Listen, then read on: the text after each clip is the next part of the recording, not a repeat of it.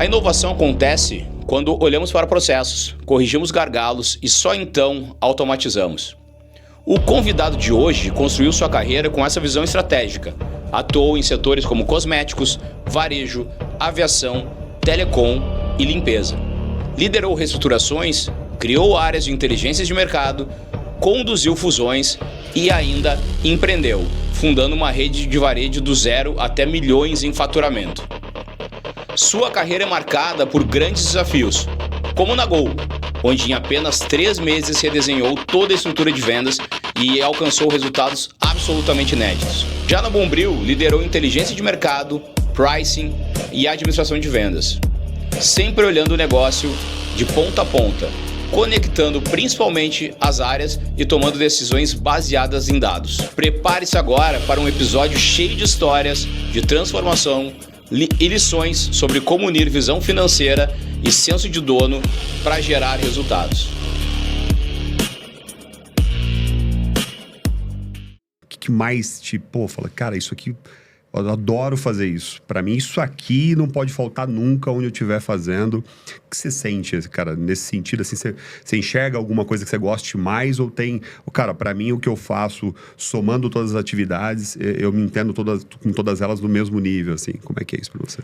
Cara, é muito difícil, porque assim... toda essa bagagem que eu acumulei, né? Eu comecei minha carreira antes de telecom, eu trabalhava na Fininvest, antiga financeira, entendeu? Então, Quem assim, disse que não dá? Hã? Quem disse que não dá, Fininvest. Exatamente. Quem disse que não dá, Fininvest dá. E eu cuidava desse produto, que era o produto de empréstimo pessoal da empresa. Aí, né? Olha aí. Eu era analista de risco, cara. Então, assim, eu acho que, cara, todas essas mudanças pelas quais eu passei, elas me ensinaram principalmente a entender o negócio como um todo. E eu acho que isso, é um dom que aconteceu muito por eu ter trabalhado em muitas empresas nacionais. Né? Foram poucas multinacionais. A TIM era uma multinacional, claro, mas diferente, porque... é uma concessão, no final das contas. Então, você tem que ter toda uma estrutura aqui no Brasil que dê suporte a essa concessão. Não é uma filial como era a Avon, né? Então, a gente tinha uma certa liberdade de trabalhar, né? Diferente de uma filial de uma multinacional como uma Unilever, uma Avon, enfim, que são filiais vinculadas direto à matriz. No caso da TIM, a matriz era nossa acionista, entendeu? Então, isso tudo me deu uma bagagem para sempre olhar o negócio como um todo.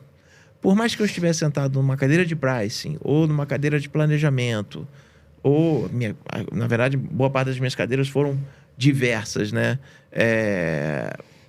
Eu sempre olhava o negócio como um todo, cara. Veio intraempreendedor, inclusive, né? Exatamente. Isso também me deu a luz na hora de virar empreendedor, né?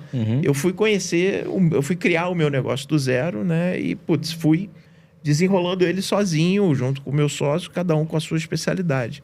Mas sempre olhar o negócio como um todo me fez tomar decisões bem mais assertivas do que se eu estivesse olhando só o meu quadrado, entendeu? Você ser um profissional de pricing hoje em dia, sem entender o impacto do que você faz na empresa como um todo, né? Que simplesmente você negar uma negociação ou o impacto de você ser inflexível pode literalmente ter um impacto muito mais relevante no negócio do que se você analisar aquela negociação e falar, essa flexibilidade aqui pode me trazer outros benefícios em outros lugares. Cara, eu acho que também essa... eu tô me identificando muito na tua fala, assim, porque como executivo de empresas, eu também gostava de empreender, criar projeto, case. E depois, uma hora, eu falei, eu quero fazer para mim e sair para tomar esse risco, né? Mas, cara, uma das coisas que você fala e que eu me reconheço muito vamos falar assim, de skill técnica e skill comportamental, né? A técnica, para mim, é essa base financeira, né? Porque eu acho que essa base financeira, ela dá um respaldo, ela dá uma consistência no profissional, principalmente da área comercial, que muitas vezes pensa em vender, pensa em negociar, mas não entende toda a profundidade que tem por trás da matriz financeira. E quando o cara entende essa matriz financeira e a importância, ele vai para a skill comportamental que eu comentei, que é o senso de dono. Né? Porque, cara, quando tu tá criando um planejamento, criando um pricing, uma estratégia de pricing, ou criando qualquer coisa avaliando risco, né? Que nem na Fininvest e tudo mais, tu tá entendendo o negócio na sua essência principal, que é a base financeira, né? E criando estratégias para gerar o maior potencial de valor, né? Então, acho que esse é o fio condutor que tu trouxe, assim, para mim ficou muito claro, né? E tu entende que esses dois pilares, de fato, fazem parte do marketing e, de fato, são relevantes? Sim. Eu gosto de brincar muito com o pessoal de finanças, né? Fala assim, olha, eu comecei minha carreira em finanças, mas depois eu evoluí. eu dou uma brincada com o pessoal de finanças. Mas de fato... Mas de fato... Mas se vocês estudaram, vocês chegam aqui onde eu tô. Eu sou economista de formação e... Animal. O background de finanças, ele deveria ser básico. Total. A gente deveria aprender isso na escola, né? Para começar lá, finanças pessoais deveria ser uma coisa que você aprender na escola. E eu acho que para o mundo corporativo, ele é necessário. É óbvio que um cara do comercial não precisa saber como é que você estrutura uma debenture, entendeu? Eu sei de curioso, mas, sinceramente, não há necessidade disso. Fato. Agora, é muito importante ele saber os impactos que as decisões ou o que ele quer fazer pode ter no negócio, né? O mínimo que você tem que saber, cara, é como se estrutura um DRE. Entendeu? Para você pensar um pouco mais à frente e falar, puta, se eu for por esse caminho, vai dar ruim. Exato. Né? E eu...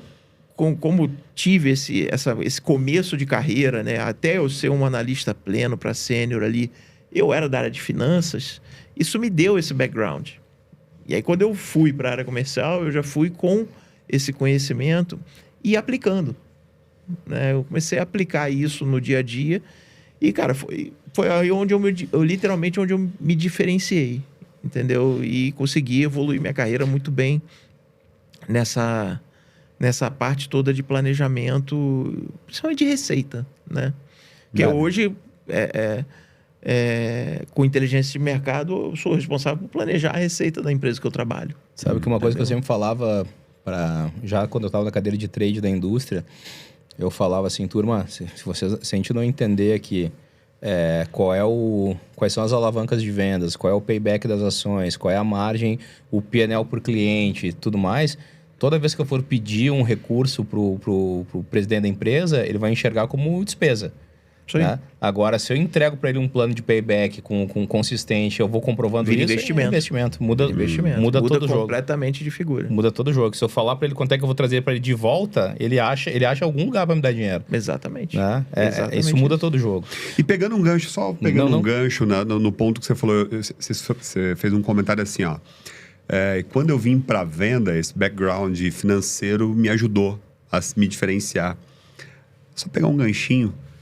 Você acha que tem muita gente fora dessa órbita de um conhecimento mínimo necessário financeiro na nossa área? E aí eu me incluo vendas de uma forma geral. Pensa comigo, de uma forma geral. Você acha que são passos importantes que muita gente poderia dar?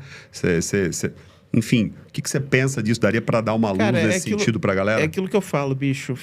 Finanças deveria ser dado na escola, mesmo que seja finanças pessoais. Porque na hora que você aprende o básico de finanças, nem que sejam pessoais, você aprende o básico de uma empresa. Porque não é muito diferente, entendeu? O contas a pagar de uma empresa é igual ao seu contas a pagar. Você tem os seus boletos para pagar, a empresa tem os boletos dela para pagar. E o contas a receber é o que a empresa vendeu e é o que eu vou ganhar por ter vendido minhas horas de trabalho. Porque a gente vende também. Eu vendo minhas horas de trabalho e a empresa me remunera por isso. Né? Então, essa relação é muito igual. Né? Falta, eu assim, assumo, eu vejo muito poucos... cabeças, gerentes e vendedores e supervisores eu vejo muito pouca gente com conhecimento financeiro. Tá? Eu não vou... Puta, Deus me livre, eu não estou querendo generalizar isso, claro. tá? Não me entendam mal, mas é fato que tem muitos hoje que não veem esse aspecto e os que, se pouco sabe, preferem até ignorar que sabe. E é uma oportunidade, né? Se a gente Exatamente. passa a saber... Exatamente. E aí, cara, o fato do cara ignorar... Porque os atritos internos sempre vão existir, né? E principalmente entre a área de finanças e vendas. Né? Hoje eu estou ali no meio de campo dessas duas. E o cara com a cabeça de finanças, ele fala, puta, esse cara não sabe nada, ele vai fazer caca, ele vai fazer errado... E aí fica esse estresse natural. Então, eu acho que a partir do momento que um vendedor se dedicar a entender um pouco de finanças, cara, ele vai ser até respeitado, ele vai ser até melhor ouvido dentro da organização. Entendeu? E pelo cliente, inclusive, né? Pô, nem se fala. Pelo mercado, né? Isso aí. Cara, Marcos, deixa eu te perguntar uma coisa. Falou ali de empresas nacionais, de vários setores. Agora eu vou pegar um outro prisma, assim. Grandes empresas... Né? A tua experiência em grandes empresas e a tua experiência no mundo de startups, né? Tu tem alguma correlação, cara? Alguma coisa que assim, pô, eu levei isso, né, da minha experiência, minha bagagem para o mundo de startups e eu adquiri isso como uma fonte nova, uma perspectiva nova. Tem alguma coisa nessa passagem que tu... Cara, eu acho o seguinte, eu conheci, durante esse meu período no Venture Builder, eu conheci muitas startups. De tudo quanto você... Cara, tudo que é jeito que você puder imaginar, eu já conheço... Putz, desde mercadinho de condomínio até... Putz, sei lá, cara. Um cara que criou um WMS na nuvem para vender para pequenas e médias empresas. Um WMS software de gestão de estoque, né? De gestão de CD, na verdade. E passei por muita coisa, né? E, cara, para mim o que mais dói é... Eu, quando me tornei empreendedor, eu já tinha 20 anos de executivo nas costas. Então, puta, eu sabia que eu precisava estruturar processos, precisava estruturar... E a grande diferença do cara que nunca foi executivo e nasceu empreendedor é que ele não sabe nada disso, de processo, né? Mas ele tem muito mais coragem. Entendeu? Sim. Então, assim, ele mete a cara, bicho, e vai sem ter R$1 no bolso, ele acredita, né? Diferente da gente, que a gente acaba sendo mais travado ali em relação a um cara desse. Então, o grande paralelo que... O grande conhecimento que eu fui aportar no setor de startups foi exatamente ensinar esse cara a se estruturar, porque uma coisa a gente tem que levar em consideração, cara, os bons tempos aonde o cara tinha uma excelente ideia num PowerPoint e já saía com 2 milhões no bolso para tirar aquilo do papel, acabou. É fato. Isso não existe mais, entendeu? E aí, você ainda tem muita gente que tem esse sonho. E aí você tem que aterrissar esse cara. Às vezes ele tem uma excelente ideia, né? Ele precisa ser aterrissado para ele botar aquilo ali, fazer um MVP básico daquilo ali, ter ali, rodar um cliente, testar, melhorar, e aí sim, cara, puta, olha só, esse negócio aqui funciona. Dá para botar um cascalho aqui para começar a crescer, né?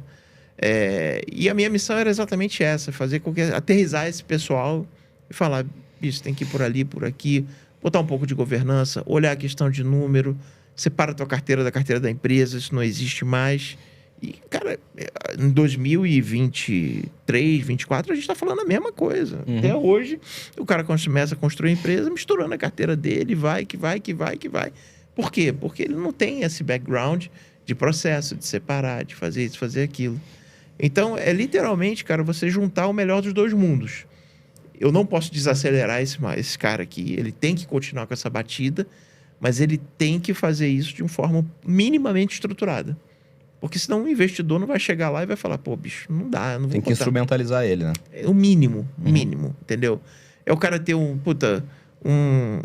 mínimo de um RH, não ficar aberto a risco de ser tudo PJ, um mínimo de controle financeiro, um contas a receber, um contas a pagar básico.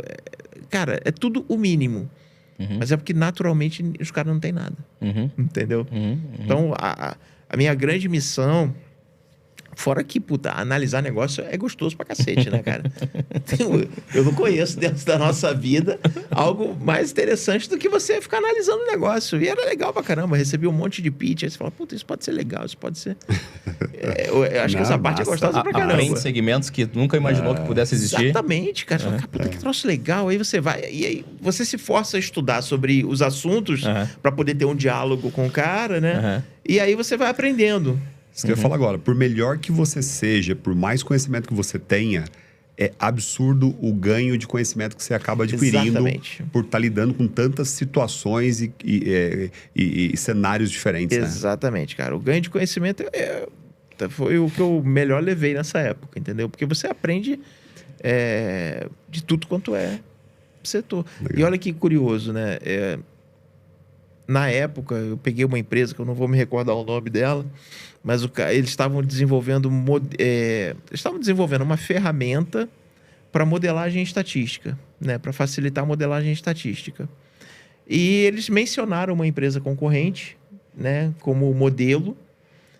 E, cara, puta, na Bombril eu contratei essa empresa. Olha aí. Para poder fazer modelagem de mercado pra gente. Que era entendeu? o modelo deles lá. Exatamente. Sei quem são os caras.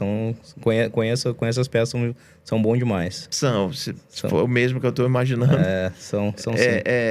Que, na verdade, eram uma startup. São até hoje ainda uma startup, né? Criada em... Acho que agora já saiu até do porte de startup. Agora já saiu, porque já tem um investimento de um banco neles. Já. E os caras, eles são criados na... Puta, eu esqueci o nome agora. Estão falando do mesmo, só para deixar claro, então. Não, eu acredito que sim, é Fora Intelligence. Eles são criados em Santa Rita do Sapucaí, cara. Olha aí, cidadezinha de Minas Gerais. Esqueci o nome da faculdade lá agora. Inatel. Eles são incubados dentro da Inatel. Entre Itajubá e Pouso Alegre, a cidade. Cara, deixa eu te fazer um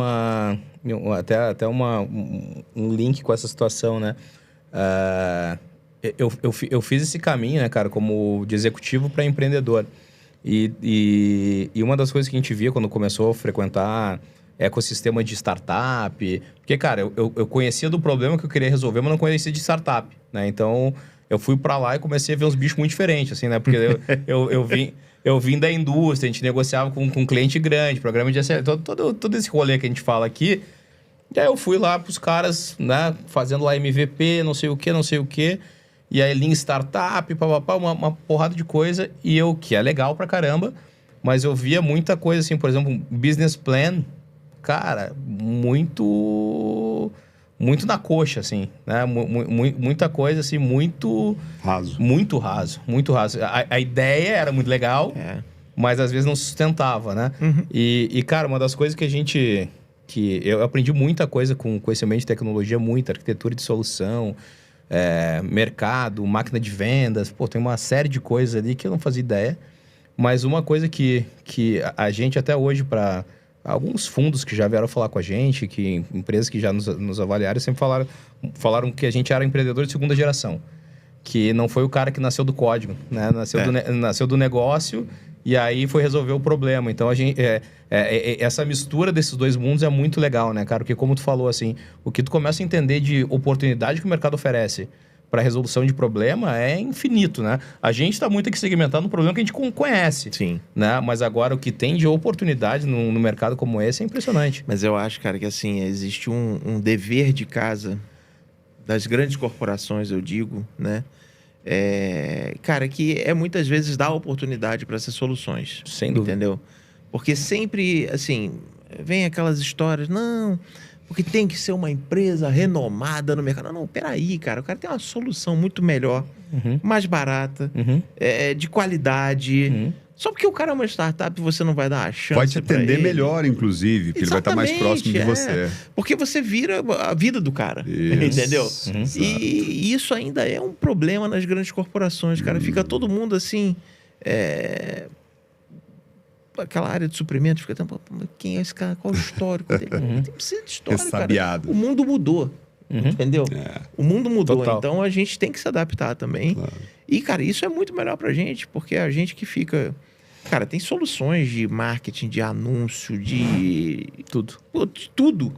Que pode sair muito mais barato numa empresa grande e a gente fica lá preso no beabá básico. Então tem um desafio muito grande do lado de cá, onde eu tô hoje também, que é quebrar esses paradigmas. Eu acho que são paradigmas a serem quebrados para soluções que você jamais imaginaria que tem e existe e bomba e dá certo. Isso aí. Boa. Marcos, deixa eu passar para um segundo bloco aqui, né? Que falar um pouquinho mais de crescimento, estratégia de vendas, ir para um pouco para essa linha. Cara, e pegando o gancho que a gente está falando agora aqui, qual é o peso, assim, qual é a importância da inovação em grandes empresas, né? Como ela impacta em receita, como ela impacta em vendas, como é que tu enxerga isso? Cara, dando um passo para trás, né? A importância da inovação Primeiro, vamos definir o que é inovação, tá? Muita gente encara inovação como comprar um sistema de última geração e implantar, né? Isso não é inovação. A inovação, ela vem de você olhar um processo, entender os gargalos desse processo, consertar esse processo e depois você automatizar esse processo. Entendeu? A inovação vem primeiro de você achar onde está o problema e solucionar o problema. O sistema vai ser só a ferramenta para você automatizar. Mais nada. Entendeu? Só que as pessoas terem essa percepção é muito difícil. Vou pegar um exemplo utópico, né? Eu vou implantar um sistema na força de vendas. O que é melhor? Eu pegar um sistema que tem funcionando e uma pregada de empresa e trazer essas boas práticas de processos para dentro de casa? Ou eu pegar um sistema, olhar os meus processos e querer jogar os meus processos lá dentro? Porra, vira uma coxa de retalho. Entendeu? Então, hoje em dia, a gente precisa ter humildade, cara, que existe muito coisa boa funcionando já no mercado. E a gente precisa fazer um mix disso, trazer essas coisas boas, esses best practices que estão no mercado, né? E olhar para dentro e falar, puta, esse cara faz isso muito melhor do que eu, por que eu vou continuar fazendo assim? Entendeu? E fazer essa mudança. Infelizmente, ainda tem muita... Cara, ainda vejo muito disso no mercado, de implantações que são feitas olhando para dentro e não olhando para fora e não repensando os processos, né? E aí você acaba tendo dois problemas. Você cria um Frankenstein e depois você tem que resolver o Frankenstein. Entendeu? Então, eu enxergo, cara, que a inovação é muito além de você ter um sistema. É você, literalmente, encontrar o problema e buscar uma solução para esse problema. Seja via processo, seja via contratação de gente, seja via qualquer coisa. Novos canais. Mas depois que você achar a solução, você pensa em como você vai automatizar isso. Porque senão, cara, se você botar o carro na frente dos bois, você morre atropelado. Cara, até pegando um gancho, não sei se você quer colocar algum ponto, Vanessa. É curioso aproveitar essa fala do Marcos, porque é curioso, Marcos, que assim, a gente fala muito com... Cara, eu vou até trazer, a gente não costuma trazer a pauta aqui do nosso dia a dia, sellers, para esse papo, mas acho que foi muito pertinente a tua fala e eu acho que eu gostaria de usar isso. Mas, cara, a gente é chamado muitas vezes por muitos clientes e aí eles sentam com a gente e aí você falou uma coisa muito interessante, que é, cara, eu tenho alguns problemas aqui, eu quero colocar dentro de alguma coisa para resolver com alguma coisa que eu julgo ser uma inovação. E aí, você bem falou que as coisas não se encaixam, vira uma coxa de retalho. A gente tem clientes que nos chamam e querem resolver vários probleminhas e quer que a gente se plugue ao monte de ferramenta que ele tem e que, na verdade, cara, elas não se falam, ele não vai conseguir solucionar isso. Então, eu acho que faltou para ele conceitualmente entender qual é efetivamente o problema dele e entender se tem alguma coisa inovadora no mercado para trazer isso para dentro de casa. Você falou tudo, acho que isso acontece todo dia com a gente. Quando você falou, eu olhei para o César aqui e falei, poxa, acontece isso com a gente todos os dias. O cara nos chama, ele entende a necessidade, ele entende o que a plataforma oferece, mas quando ele quer casar perfeitamente com uma luva incrível para todos os problemas que ele tem. Ele não vai conseguir isso em geral. Tem que pegar as soluções que Não ele consegue. procura mais diretas e daqui a pouco buscar a melhor solução para aquilo também. Não consegue. E é curioso que outro dia estava uma discussão, né? Puta, vamos implantar uma inteligência artificial que vai ter um chat com o vendedor e ele vai perguntar no chat, o chat vai responder quanto que aquele cliente fez, não fez. Falei, meu camarada, vamos ser bastante realista. Antes a gente tem que ter os dados. Antes a gente precisa ter os dados, gente. Então, assim, putz, vamos dar um passo atrás, vamos estruturar um database, juntar tudo, né? Fazer o básico, bem feito, né? Eu gosto de falar que quando eu era analista júnior, cara, eu mexia com Access. Olha Né? aí. Hoje em dia eu nem sei, não existe mais essa porra. E eu também, eu falo pra molecada, falo, ó, agora vocês são os inteligentes. Eu aqui só sei o que eu quero pra vocês fazerem. Existe, Ed? E aí- Access? E aí tem o garotinho lá do meu lado que ele faz um Power BI, fica lá na televisão do lado da minha mesa, fala que isso aqui é meu terminal Bloomberg pessoal. E aí mas eu falo, gente, a gente tem que, antes de pensar no filé, fazer um feijão com arroz bem feito. Nossa. E, puta, o primeiro feijão com arroz cara, vamos juntar, fazer uma base de dados única, consistente, que junte tudo, para qualquer inteligência artificial, qualquer Power BI, tem onde pegar o dado. Entendeu? Então, é isso, cara. A gente é bombardeado o tempo inteiro por inovações e coisas novas que saem, né? Cara, legal, tudo isso tem seu mérito, tudo isso serve para alguma coisa.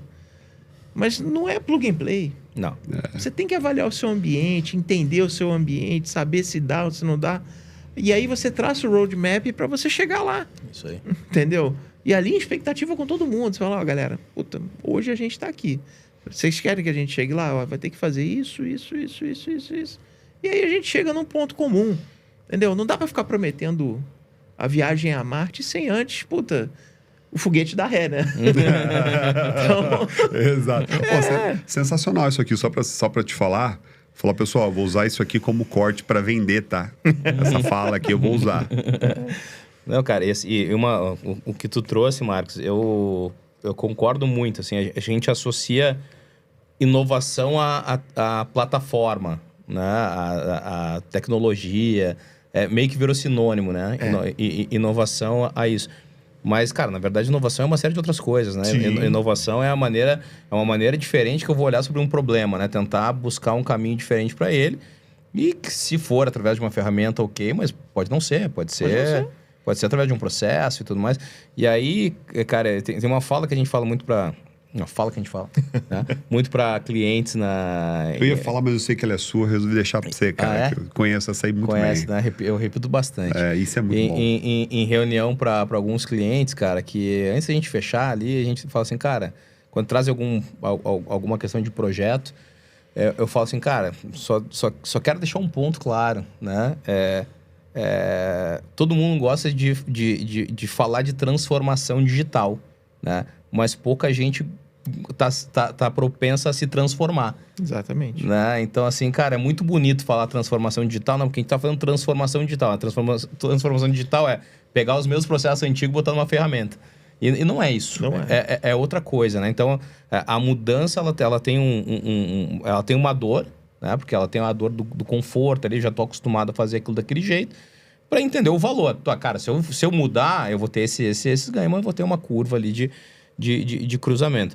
Mas aí, pegando com uma fala que tu trouxe mais cedo, que tem a ver com inovação, tu citou assim por cima, e claro, fica à vontade do que tu puder compartilhar com a gente, mas tu falou sobre uma inovação, sobre a maneira de olhar os canais de vendas da Gol, né? Tu falou ali sobre, cara, a gente passou a olhar direito como era a agência, como era a operadora, porque quem não é desse mercado nem sabe a diferença de uma operadora para uma agência. Exatamente. Acho que é a mesma coisa, né? Então, operadora tem umas dores específicas, que está com quase que um atacado, né? E está distribuindo para várias agências. Tem as agências que tem outra dor, tem a empresa, tem o site, são canais difusos e vocês conseguiram organizar. Então, não sei se você quer trazer esse case de inovação para a gente debater um pouquinho mais, ou algum outro, fica à vontade, mas eu lembrei dele. Não, mas assim... Para a gente sair de ferramenta, né? A grande inovação disso foi simplesmente uma reorganização da força de vendas, entendeu? Eu tinha uma força de vendas dividida por região.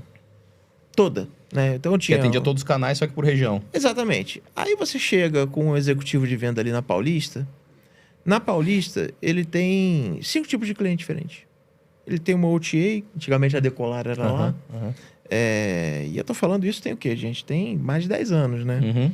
Então, a OTA era lá, a Decolar. Você tinha uma ou duas agências corporativas, né? Que era na Paulista. Aí você tinha uma operadora de turismo, que era ali perto também. Você tinha uma agencinha comum. E se bobear, e empresa nem se fala, né? Tem um monte. E esse cara tinha que atender todo mundo. Cara, ele não atendia bem ninguém. Nada. Ele não atendia bem ninguém. Ele tomava café com todo mundo. Entendeu? Porque ele não tinha nenhum plano direito para oferecer para os caras, né? Então, ele acabava que ele não atendia ninguém direito. E aí, a grande mudança que a gente fez foi acabar com a regionalização, né? Tudo bem, a gente tinha uma certa facilidade, porque era uma companhia aérea, os nossos executivos não pagavam para visitar cliente em outra cidade, né? Tinha essa facilidade. Mas a gente acabou com a regionalização e colocou os executivos por... Segmentação. Segmentação de vendas, entendeu? Então, eu tinha uma equipe que atendia só empresa, né? Tinha uma equipe que atendia só agência corporativa, que atendia empresa. Uma equipe que atendia só operadora de turismo, outra que só atendia só OTA, e assim vai. E, cara, o resultado disso veio muito rápido, porque eu passei a especializar esses caras, eu passei a treiná-los, né, para negociações de acordo com o seu segmento, porque cada segmento tem a sua particularidade. Você vai numa operadora de turismo, você vende muito bloqueio, você vende até fretamento para esses caras, né? Porque você freta aviões, né, inteiros, freta voos. A gente tinha uma operação bastante legal, que é da Forma Turismo, que vende pacote para formatura, né? E, cara, a gente fazia uma malha aérea para esse cara no mês de férias, para ele ir para Porto Seguro. Entendeu? Eram muitos voos. Não vou lembrar de cabeça agora, mas era uma quantidade de voos absurda, né? E a gente criava quase que uma ponte aérea, né, para esse cara com Porto Seguro, porque ele tinha uma demanda muito grande. Então, isso tem um tipo de atendimento. Tem uma necessidade de uma negociação muito antecipada. Porque ele tem que se programar quantos pacotes ele tem que vender para poder entupir os aviões, né? Avião, gente, é igual ônibus também, é a mesma coisa, né? Ônibus de interestadual e ônibus, enfim. É um troço muito interessante, porque ele tem que decolar. Se tiver 2 assentos ou 160 assentos preenchidos, ele vai decolar. Porque, de novo, é uma concessão. Ele tem aquele slot ali para fazer aquela rota. Então, ele tem que decolar. Qual é o objetivo da área de vendas, junto com o revenue management numa companhia aérea? Entupir esses aviões, né? E aí você tem, para cada tipo de canal de venda, você tem o período que o cara compra, né? Um cliente corporativo, por exemplo. Cara, você emite passagem, tem muita política em empresa hoje, né? A própria empresa que eu estou hoje tem uma política de você ter 15 dias de antecedência de emissão de passagem. Mas sempre acontece de ter uma emergência, cara. E é nessa emergência que não tem jeito, vai emitir a passagem, precisa amanhã ir pro Rio para resolver um BO. Pum, emite a passagem, você vai de ponte aérea e acabou. Esse é o cliente mais rentável. E aí eu tenho que ter uma tratativa diferente com ele. Mas por padrão, existia canal de venda já ou foi criado nessa época? Não, eles existiam, mas eles não eram Trabalhados. tratados de forma especializada. Meu executivo ele era generalista, entendeu? Então ele não tinha eu não conseguia treinar ele para ter uma conversa para vender um lote de fretamento para CVC ou para vender um acordo corporativo para o Banco Safra, entendeu? Para ter esses problemas da passagem de um dia para o outro, para um grande escritório de advocacia, que é grande usuário, principalmente de ponte aérea. Então, essas particularidades, a gente segmentou a equipe e começou a treinar a equipe, né? O número mais marcante disso tudo depois de 9 meses que a gente fez a mudança da equipe comercial, a Gol assumiu a liderança no mercado corporativo. Loucura. Olha aí. Cara, e essa visão, Marcos, que assim, eu já vou pegar esse gancho indo pro bloco 3, tá? Que a gente quer falar um pouco mais de pricing, rentabilização, mas pegando esse gancho já como ponte. Cara, em geral, as empresas que não são especializadas ou profissionais, mas vamos falar do ponto de vista das empresas que não são devidamente instrumentalizadas e especializadas em pricing, olham pricing de uma maneira muito rasa, né? Como uma formação da tabela de preço, coloca ali o custo, aplica alguma coisa de markup, etc. Uma política para prazo, para alguma coisa, de uma maneira bastante simples, mas não enxerga o poder do pricing para revenue, né? A gente está falando assim, o modelo aéreo concebeu, ou pelo menos, né, foi o grande propagador do revenue management como estrutura de pricing, né? Ou seja, o pricing ele tem um poder de alavancagem de receita, né? Em função de todas as estratégias, né? Como tu tá falando agora. Cara, quem sabe se a gente for fazer uma antecipação, a gente faz uma alocação, se o cara comprar nesse tempo, comprar nesse outro, o custo é isso, o custo é aquilo, eu quero fazer uma estratégia de oferta e demanda que tem muito a ver com a tua base econômica. Exatamente. E tudo mais. Me conta um pouquinho, Marcos, nessa linha, assim, qual é a tua concepção, e dividindo um pouquinho desse histórico, dessa ligação do pricing com receita na veia? Cara, eu vejo hoje... E acho que o assunto pricing, né, ele, ao longo do tempo, ele foi se aperfeiçoando e se tornando cada vez mais complexo, né? Quando a gente pensa em serviço, o tipo de pricing é né? E avaliando muitas startups, eu vivenciei muitos modelos de precificação de serviço, onde você vai precificando muito pelo valor que você vai agregando no serviço, né? Quando a gente vê, sob uma ótica de produtos que são quase commodities, você tem que olhar muito a questão do concorrente e do seu posicionamento perante a ele, né? Você tem que olhar, vou pegar um exemplo lá no eletroeletrônico, né? Na minha época existia lá uma geladeira que era CRC28, que era a geladeira de entrada, geladeira de 699, né? Na época. E, cara, aquilo ali não tinha muito, assim... Você rodava ela no preço de 699 no promocional, e aí saia do promocional, ela ia para 749, uma coisa assim, né? E o mercado inteiro rodava aquilo ali. Então, você vai se balizando pelo que o outro está fazendo, joga no promocional, não joga, o que o fornecedor... tá ali te ajudando com rebate ou não, e assim vai. Era uma coisa bem menos científica, né?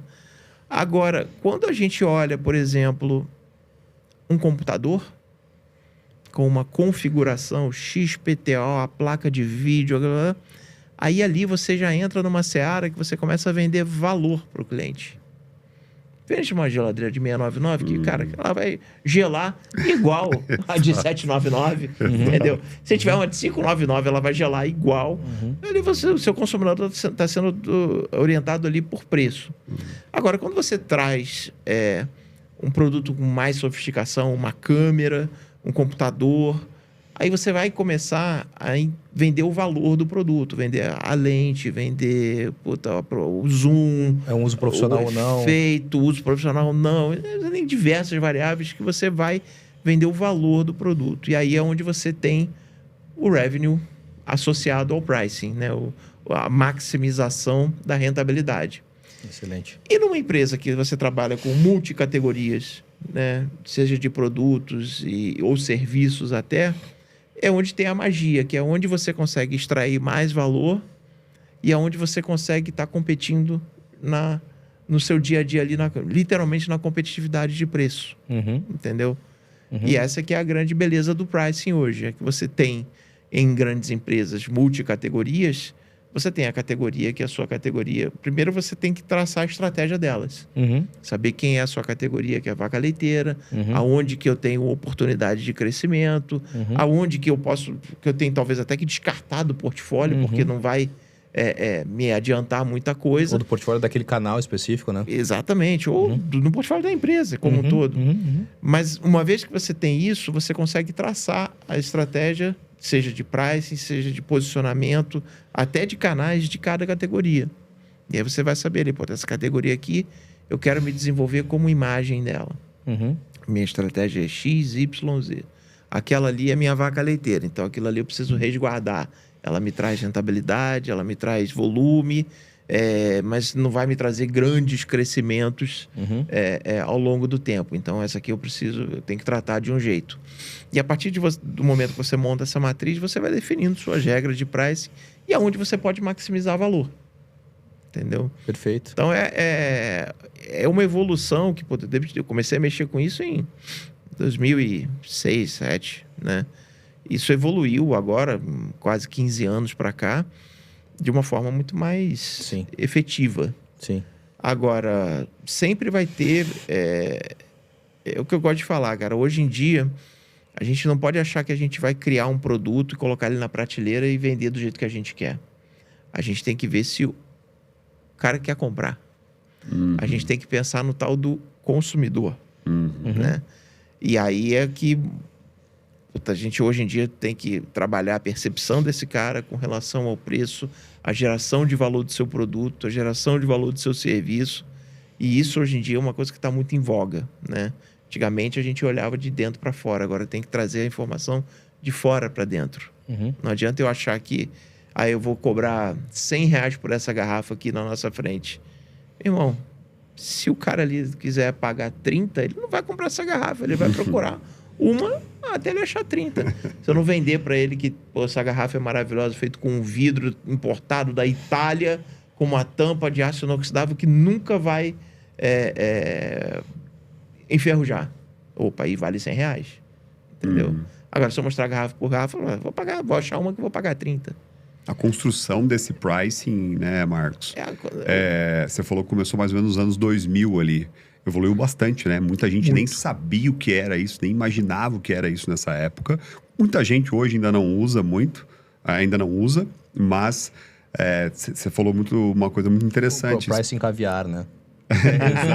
Exato. Nunca vi, só ouvi, só ouço falar. Nunca vi, não vi, enfim. Nunca ouvi e nem vi, só ouço falar.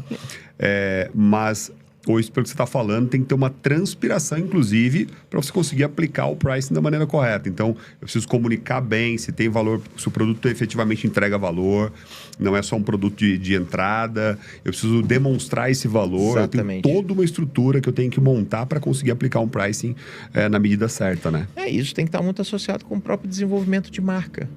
Porque quanto mais eu invisto na minha marca, mais eu gero... Percepção? A percepção não, mas eu gero a vontade do consumidor, né? De consumir essa marca. E aí é onde você consegue associar a um investimento alto de marca, você consegue associar uma reversão num preço mais alto, porque eu convenci via um marketing bem feito o meu consumidor a comprar aquilo ali, entendeu? Então cara, isso tudo sempre existiu desde... sei lá, quando foi inventado o marketing, 1900 e bolinha, né? Os famosos 4 Ps. E por mais que a gente tenha evoluído no mundo de uma digitalização, de uma tecnologia super avançada, das redes sociais, isso tudo, cara, eles continuam em pé até hoje. Com mais complexidade, com uma necessidade maior de geração de valor, mas vai morrer sempre nos famosos 4 Ps. Isso aí. E Marcos, uma das coisas ainda conectando com o pricing, conectando com o fator da economia, mas falando especificamente da economia comportamental ali, tem outros atores desse jogo, né? Que às vezes eles acabam virando barreiras para a execução de uma estratégia, como por exemplo, falou lá do consumidor, que ele tem que perceber valor e tudo mais lá na ponta, só que às vezes esse produto nem chega na ponta.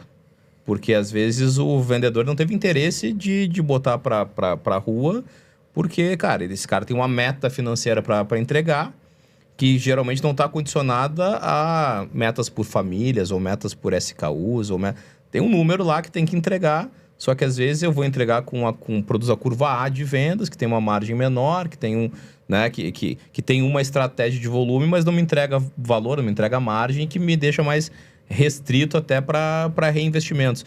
Como é que tu enxerga um equilíbrio nesse negócio, hein, Marcos? Onde a gente possa dar uma direção mais clara de metas que reflitam a estratégia da saúde financeira da empresa. Então, cara, para mim, isso tudo está conectado, né? Eu acho que assim, vamos pensar uma folha em branco para a gente fazer um planejamento. Uhum. De onde ele começa? Ele começa eu olhando o mercado. Uhum. Não adianta eu querer começar olhando para dentro de casa e falar, eu preciso crescer o meu EBITDA, então eu preciso vender tal produto. 15% a mais. Não, 15% a mais. Não, peraí, cara pálida. Vamos entender como é que funciona o mercado. Quem está vendendo, como vende, por que vende, quais são as previsões, o que a gente olha para frente, quais são as variáveis que podem nos ajudar a falar, puta, olha, ano que vem o mercado vai crescer 10%. Então, vamos primeiro começar por aí. Feito isso, aí você vê como é que você vai fazer isso dentro de casa, né? E aí, dentro de casa, para mim, tem muito... tá muito associado com a estratégia de canais de venda, vinculadas, na verdade, diretamente vinculadas à remuneração da força de vendas. Então, se eu preciso exatamente que o cara me faça uma venda de produtos que eu precise introduzir em determinados canais de venda, isso tem que estar atrelado à remuneração dele. Fato. Uhum. E na minha cabeça, a remuneração da força de vendas tem que ser alguma coisa simples. Uhum. Porque, cara, eu já vi modelos que são extremamente complexos e o cara, ele não faz nada. Assim, Nem entende. Desestimula no começo. Ele ganha na osmose. Uhum. Entendeu? Eu gosto de falar assim, ele ganha na osmose. Nem consórcio. Exatamente. Ele ganha na osmose. Bingo! Exatamente. Nossa, cara, ganhei. Puta, é mesmo? Ganhei isso? Porra, legal. Que felizão. Quando é que eu recebo? Então, o grande desafio... Porque a primeira vontade que dá é falar, puta, eu vou botar aqui, se o cara vender esse meu SKU aqui, que é 0,2% da minha receita, eu vou botar isso na remuneração variável dele e isso vai virar 1% da minha receita. Não vai, cara pálida. Não vai. Porque você não vai dar o peso suficiente, enfim. Tem N outros desafios, né?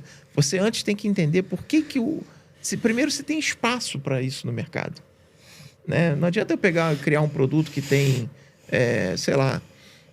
3% do mercado de uma determinada categoria e achar que eu vou ter uma facilidade enorme de botar esse produto na prateleira, porque eu não vou ter, entendeu? Então, para mim, primeiro de tudo em cima do que você vê no mercado, como é que você desenha a sua estratégia de canal de venda? Desenhar dessa estratégia, como é que você vai conectar isso na remuneração da sua força de vendas? E aí, nessa calibragem dos incentivos, é que você tem que botar o seu plano de vendas na rua, entendeu? Então, são steps que têm que acontecer, né? Nessa ordem mesmo, para que eu consiga depois ter uma efetividade da minha força de vendas fazendo o que eu preciso, né? O que eu, como companhia, preciso. Então, dizer que é fácil? Não, é complexo pra cacete. Parece fácil a gente conversando aqui. Mas a ideia é que a gente tenha um vínculo direto na remuneração de venda desse cara às necessidades que a empresa tem de estratégia de canal. Tu sabe que tu falou uma coisa que a gente observa, né? Lá dentro da Sellers a gente roda, cara, fácil mais de 10, 12 mil campanhas por mês, somados clientes ali que estão rodando suas campanhas. E é nítido pra gente, que a gente acompanha as performances de batimento, curva e tal, engajamento, é nítido pra gente que quanto menos indicador tem uma campanha, mais efetiva ela é. Mais efetiva ela é. Né? E às vezes a gente fala assim, cara, cria um calendário. Em vez de fazer todos os indicadores num período de 60 dias, faz 15, faz 10, faz por semana, sei lá. Fatia isso, né, para ter mais assertividade, até para... É nítido isso, Marcos. Tu falou um negócio que a gente... Inclusive constata. a grana, né? Você fatia a grana também. Você tinha 10 mil para dar para uma equipe. Cara, fatia em períodos menores, faz por indicadores menores e vai conquistando as etapas conforme elas vão acontecendo. Exatamente. Tem mais chance de alcançar. Deixa de ser por osmose. Eu acho, cara, que infelizmente o ser humano ele criou uma mania de tentar complicar tudo, entendeu? Mas não tem uma competição para maior criatividade nisso? Porque o que mais tem é criatividade, Marcos. Então, isso é impressionante. Cara, mas aí o pessoal exagera, né? Exagera. Eu acho que exagera, porque no fundo você não consegue atingir o cara que tem que ser atingido. É isso. Entendeu? Eu gosto das coisas muito mais simples, porque elas se tornam de fácil entendimento. E ao ser de fácil entendimento, de fácil assimilação, e isso é uma roda que não para de nunca, entendeu? Então, manter as coisas simples, ser simples, fazer o básico bem feito, é o que hoje em dia muita gente não consegue fazer, entendeu? Marcão, cara, espetacular o papo. A gente... Quando o papo passa rápido, a gente... Cara, passou de 1 hora já. Mesmo. O cronômetro tá... A cada 1 segundo ele conta 2, na verdade. Aqui, turma. Pô. Tem que ver isso aí. Mas, cara, antes de fechar, eu queria que tu deixasse aí pra nossa audiência aí uma dica de ouro, né? A gente queria pegar, assim... Aquele tipo de conselho, aquele tipo de dica que tu dá pra tua equipe, que tu dá para pessoas que tu gosta, quem que tu quer ajudar a desenvolver. Pode ser sobre qualquer prisma, tá? A pauta livre, aquela dica que tu daria para qualquer um que tu quer ver bem. Eu acho assim, cara, pra mim, a dica que eu gosto de dar, e foi o que eu trouxe pra minha vida toda, cara, você não faz nada sozinho, entendeu? Você... Por melhor tecnicamente que você possa ser, você vai precisar de ter alguém para te ajudar. Ou vai depender de uma outra área, ou vai depender de uma pessoa acima, uma pessoa abaixo. Então, para mim, cara, isso eu aprendi ao longo da minha carreira. Pessoas é a chave mestra para você se desenvolver e desenvolver um bom trabalho, né? Se você já é líder, se aperfeiçoe na liderança, se coloque à disposição do seu time. Eu acho que o líder é aquele que está junto do seu time para o que der e vier, entendeu? Deu errado, a culpa é dele. Deu certo, todo mundo ganhou, né? Todo mundo é culpado. E aí, trabalhe a gestão de pessoas. Gestão de pessoas, sem gestão de pessoas, você não vai a lugar nenhum na sua carreira, entendeu? Minha grande dica é essa. E minha segunda grande dica é gestão do tempo. Hoje em dia, a gente tem muita coisa que nos distrai. Muita. Entendeu?